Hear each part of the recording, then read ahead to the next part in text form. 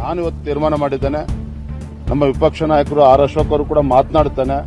ಅತಿ ಶೀಘ್ರದಲ್ಲೇ ಸಾಧ್ಯ ಆದರೆ ಈ ಮುಂದಿನ ವಾರದಲ್ಲೇ ಧರ್ಮಸ್ಥಳದಲ್ಲೇ ನಮ್ಮ ಶಾಸಕಾಂಗ ಪಕ್ಷ ಸಭೆಯನ್ನು ಕರಿಬೇಕು.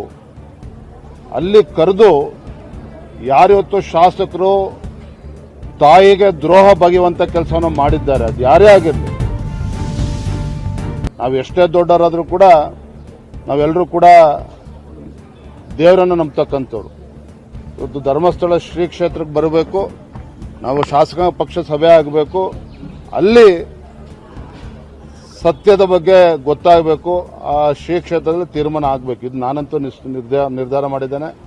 ನಾನು ವಿಪಕ್ಷ ನಾಯಕರು ಕೂಡ ಮಾತನಾಡ್ತೇನೆ. ಆ ನಿಟ್ಟಿನಲ್ಲಿ ಅತಿ ಶೀಘ್ರದಲ್ಲೇ ಶಾಸಕಾಂಗ ಪಕ್ಷ ಸಭೆ ಕರಿಬೇಕು ಅಂತೇಳಿ ನಾನು ಈ ಸಂದರ್ಭ ಹೇಳ್ತೇನೆ. ನಾನು ಇವತ್ತು ತೀರ್ಮಾನ ಮಾಡಿದ್ದೇನೆ. ನಮ್ಮ ವಿಪಕ್ಷ ನಾಯಕರು ಆರ್ ಅಶೋಕ್ ಅವರು ಕೂಡ ಮಾತನಾಡ್ತಾನೆ. ಅತಿ ಶೀಘ್ರದಲ್ಲೇ ಸಾಧ್ಯ ಆದರೆ ಈ ಮುಂದಿನ ವಾರದಲ್ಲೇ ಧರ್ಮಸ್ಥಳದಲ್ಲೇ ನಮ್ಮ ಶಾಸಕಾಂಗ ಪಕ್ಷ ಸಭೆಯನ್ನು ಕರಿಬೇಕು. ಅಲ್ಲಿ ಕರೆದು ಯಾರಿವತ್ತು ಶಾಸಕರು ತಾಯಿಗೆ ದ್ರೋಹ ಬಗೆಯುವಂತ ಕೆಲಸವನ್ನು ಮಾಡಿದ್ದಾರೆ, ಅದು ಯಾರೇ ಆಗಿರಲಿ, ನಾವು ಎಷ್ಟೇ ದೊಡ್ಡವರಾದರೂ ಕೂಡ ನಾವೆಲ್ಲರೂ ಕೂಡ ದೇವರನ್ನು ನಂಬತಕ್ಕಂಥವ್ರು.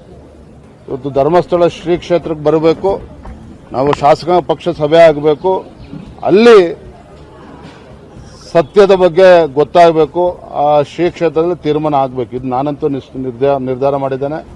ನಾನು ವಿಪಕ್ಷ ನಾಯಕರು ಕೂಡ ಮಾತನಾಡ್ತೇನೆ. ಆ ನಿಟ್ಟಿನಲ್ಲಿ ಅತಿ ಶೀಘ್ರದಲ್ಲೇ ಶಾಸಕಾಂಗ ಪಕ್ಷ ಸಭೆ ಕರಿಬೇಕು ಅಂತೇಳಿ ನಾನು ಈ ಸಂದರ್ಭ ಹೇಳ್ತೇನೆ. ನಾನು ಇವತ್ತು ತೀರ್ಮಾನ ಮಾಡಿದ್ದೇನೆ. ನಮ್ಮ ವಿಪಕ್ಷ ನಾಯಕರು ಆರ್ ಅಶೋಕ್ ಅವರು ಕೂಡ ಮಾತನಾಡ್ತಾನೆ.